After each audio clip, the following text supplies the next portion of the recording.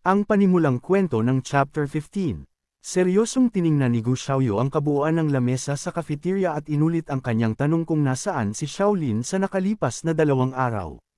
Nagbigay si Xiaolin ng pagod ng ngiti at casual na sinabi sa kanya na mahabang kwento ito. Sinabi niya na ipapaliwanag niya ang lahat mamaya.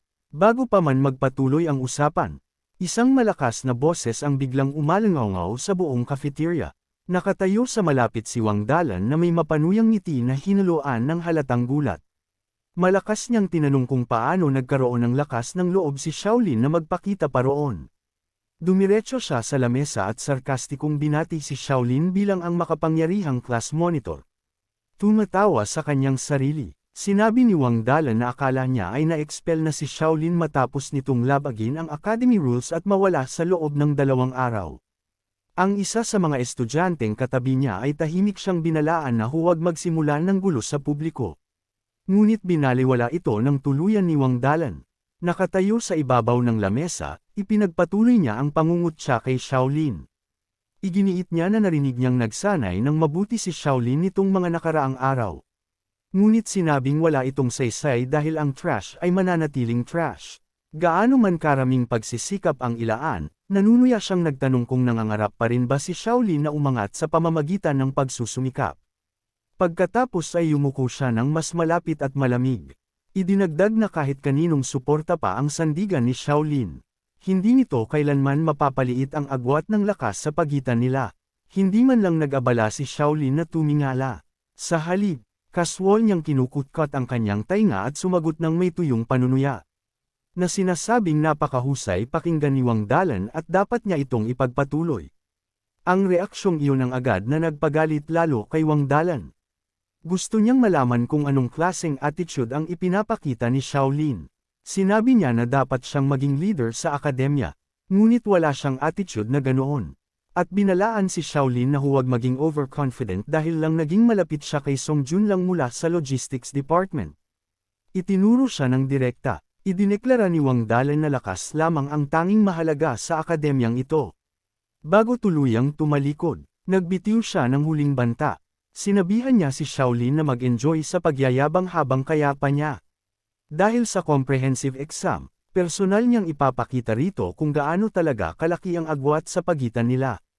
Habang naglalakad palayo si Wang Dalan, pinanood siya ni Xiaolin na umalis ng may naguguluhang tingin at tahimik na nagkomento na ang lalaking iyon ay sadyang baliw. Si Gu Xiaoyu, na nanatiling kalmado sa buong oras, ay tinanong si Xiaolin kung nakita na nito ang pinakabagong academy notice. Nagtanong si Xiaolin kung ano ang ibig niyang sabihin. At itinaas ni Gu Xiaoyu ang isang daliri habang ipinapaliwanag na ang schedule para sa unang comprehensive exam ay nagbago. Nagulat si Xiaolin at inulit ang salitang nagbago. Tumango si Gu Xiaoyu at ipinaliwanag na ang exam ay orihinal na nakatakda sa loob ng 3 buwan. Ngunit inusog na ito at 1 buwan at kalahati na lamang ang natitira.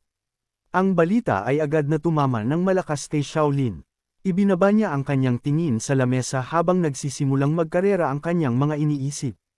Ang kanyang oras sa paghahanda ay nabawasan ng kalahati. Sa kakaunting oras na natitira, ang pag-unlad ng sapat ay biglang naramdaman na mas mahirap. Naalala niya na ang lesson ngayon ay basic meditation. At nakaligtaan na niya ang 2 araw ng klase. Isang matinding pakiramdam ng urgency ang mabilis na bumalot sa kanya. Napagtanto niyang kailangan niyang humabol ng mabilis hanggat maaari. Sa ganitong bilis, maging ang pagpasa sa assessment ay maaaring maging mahirap. Hindi pa binabanggit ang kanyang orihinal na layunin na makapasok sa top 3. Nagmadaling naglakad si Xiaolin patungo sa kanyang basic meditation. Ngunit bago pa man siya makapwesto ng maayos, may biglang humarang sa kanyang mga mata. Biglang humarang sa kanyang daan. Nakatayo sa harap niya ang isang maliit na babae na nakasuot ng masyadong malaking purple wizard robe at pointed hat na mukhang sobra ang laki para sa kanya. Agad na kinilala ng system notification ang babae bilang si Li Mailing. Isang third-year student at ang substitute teacher para sa basic meditation. Tiningnan ni Li Mailing si Xiaolin ng may matalim na titig at agad na nagtanong kung siya ba ang batang si Xiaolin. Nang hindi naghihintay ng sagot, agad niya itong sinimulang pag-alitan. Inakusahan niya ito ng pambubuli sa senior na si Ching Na tinawag niyang Nana. at ng paggawa ng gulo noong swordsmanship class nito. Ayon kay Li Mailing, pinilit daw ni Shaolin si Qing na nasumang-ayon sa ilang mapang abuso at hindi makatwirang kahilingan. Nabigla sa bigla ang pagsalakay. Alanganing sinubukan ni Shaolin na ipaliwanag ang kanyang sarili. Habang pinapawisan ng kaba, iginiit niya na ang buong pangyayari ay isang misunderstanding. Sinabi niya na hindi niya kailanman binubuli si Qing na at iginiit na siya pa nga ang nagmungkahi na subukan ang kanyang abilities sa simula pa lang. Idinagdag niya na nakapasa siya sa pamamagitan ng sarili niyang pagsisikap. Bullshit! Ang malakas na sigaw ni Li Mailing ay umalangaw-ngaw sa buong silid-aralan at ikinagulat ng lahat ng nasa malapit.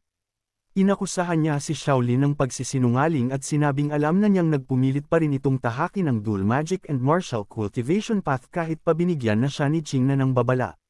Binanggit pa niya kung paano nito ginamit ang Student Council President para e-pressure si Qing na napumayag. Nagpatuloy si Li Mailing ng may galit, sinabing kung hindi lang personal na namagitan si Qing na para kay Shaolin. Hindi niya sana ito papapasukin sa silid-aralan. Sa harap ng kanyang napakatinding enerhiya, tanging mahinang pagtango na lamang ang nagawa ni Shaolin. Habang nagsisimula na ang klase, naglakad si Li Mailing sa unahan habang patuloy na nagrereklamo tungkol sa mga mapang abusong freshman na hindi nakakaunawa sa mabuting hangarin ni Qing na. Pagkatapos ay isiniwalat niya kung bakit ganoon na lamang ang pag-aalala ni Qing na sa isyong ito. Ayon kay Li Mailing, minsan nang tinuruan ni Qing na ang isa pang junior student na katulad ni Shaolin. Ang estudyanteng iyon ay matigas din ang loob na nagpumilit na ituloy ang dual magic and martial cultivation sa kabila ng paulit-ulit na babala. Ngunit masama ang naging resulta. Noong una niyang tunay na engkwentro sa New World, ang kanyang magic ay hindi sapat ang pagkapino, at ang kanyang swordsmanship ay hindi rin sapat ang lakas. Sa huli, siya ay tuluyang nadaig at pinatay ng isa sa mga alien races doon. Inilarawan ni Li Mailing kung paanong ang bangkay na ibinalik pagkatapos noon ay halos hindi na mukhang tao. Ang pangyayaring iyon ay naging bagay na hindi kailanman nakalimutan ni Qing na. Ipinaliwanag ni Li Mailing na sinisi ni Qing na ang kanyang sarili dahil hindi niya ito napigilan noon. At simula noon, naging sobrang sensitibo na siya tuwing nakakakita ng taong gumagawa ng parehong desisyon. Matapos tapusin ang kwento, lumingon si Li Mailing kay Shaolin at malamig na sinabihan ito na naintindihan niya. Sa wakas ay napagtanto ni Shaolin na hindi siya sinalungat ni Qing na dahil minamaliit siya nito. Tunay lang na ayaw na niyang may mamatay pang ibang estudyante sa parehong paraan. Matapos ang ilang sandali, kalmadong tumingin si Shaolin kay Li Mailing at sinabihan itong naintindihan na niya ngayon. Sinabi niya na hindi na ito kailangang mag-alala dahil wala siyang intensyong ulitin ang trahedyang iyon. Sa halip, matatag niyang ipinaliwanag na ang lahat ng ginagawa niya ay sadyang paraan upang mabuhay siya sa New World. Tahimik na tumingin si Li Mailing sa kanya sa likod ng kanyang mga salamin sa loob ng ilang segundo bago nagpakawala ng isang mapanghusgang singhal. Komento niya, ang pagsasabi ng mga bagay na iyon ay mas madali kaysa sa aktwal na paggawa nito. Pagkatapos, bago siya maglakad palayo, binigyan niya ito ng huling babala. Nilinaw niya na hindi siya magbibigay ng anumang extra tutoring para sa 2 araw na nakaligtaan niyang klase. Kung gusto niyang humabol, kailangan niyang gawin ito ng mag-isa.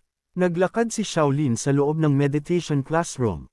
Nilagpasan ang ibang mga estudyante na nakaupo na ng naka-cross-legged.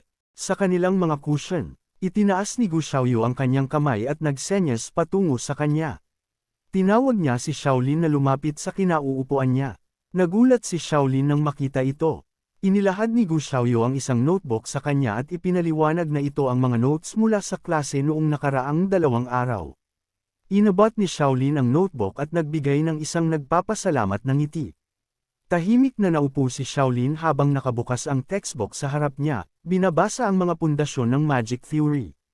Ayon sa material, ang magic system ng mundo ay nakabase sa 4 na pangunahing elements: wind, fire, water, at earth. Ang mga makapangyarihang mages ay kayang kontrolin ang mga elementong ito ng malaya, na parang nagsusulat ng code upang makalikha ng iba't ibang spells. Ang meditation ang pundasyon ng lahat. Ang layunin nito ay maramdaman ang mga elemental particles na lumulutang sa hangin. Kumonekta sa mga ito, At sa huli ay matutunang kontrolin ang mga ito. Matapos magbasa ng ilang sandali, ipinikit ni Shaolin ang kanyang mga mata at naupo sa meditation posture. Sinusubukang mag-focus ng lubos, ngunit pagkalipas ng ilang minuto, dahan-daang lumabas ang pawis sa kanyang noo. May nararamdaman siyang mali, gaano man niya pilitin ang kanyang konsentrasyon. Wala siyang maramdaman kahit ano. Habang lalo siyang sumusubok, lalo siyang nagiging frustrated. Pagdating ng gabi, nagbalik si Shaolin sa logistics department para tulungan si Song Junlang na magbuhat ng mga basket na puno ng kakaiba at malalaking hybrid vegetables. Kaswal na ipinantapon ni Song Junlang ang isang makinang na prutas na mukhang lemon sa hangin habang nagtatanong kung nakaranas na ba si Shaolin ng problema sa meditation class. Nang marinig iyon, agad na umasa si Shaolin at nagtanong kung mayroon bang pagkain si Song Junlang na makakapagpataas ng elemental perception. Tinitigan siya ni Song Junlang ng blanco at tinanong kung akala ba ni Shaolin ay isa siyang Doraemon. Alanganing umiwas ng tingin si Shaolin habang nagpapatuloy sa pagsasalita si Song Junlang. Ipinaliwanag niya na ang sitwasyon ni Shaolin ay sadyang normal lamang. Ayon sa kanya, ang pinakamahirap na bahagi ng meditation ay hindi ang pag-level up pagkatapos nito, kundi ang paggawa ng unang hakbang mula 0 patungong 1 experience point. Sinabi niya na maraming estudyante ang kayang mag-level 1 hanggang level 50 sa loob lamang ng 1 o 2 linggo, ngunit ang makuha ang unang point na iyon ay madaling aabutin ng 1 o 2 buwan. Agad na nagreklamo si Shaolin na wala siyang ganoong karaming oras. Pinaalalahanan niya si Song Junlang na ang unang comprehensive assessment ay mahigit 1 buwan na lang. Iginigiit niya na kailangan niyang mapataas ang bawat aspeto ng kanyang lakas bago ang petsang iyon. Nag-isip sandali si Song Junlang bago iminungkahi na humingi ng payo si Shaolin sa mga kaklase niyang nag-specialize sa magic courses. Ipinaliwanag niya na ang elemental perception ay direktang nakatali sa intelligence attribute. Kapag mas mataas ang intelligence ng isang tao, mas madali nitong mararamdaman ang elemental energy at malalampasan ang unang harang na iyon.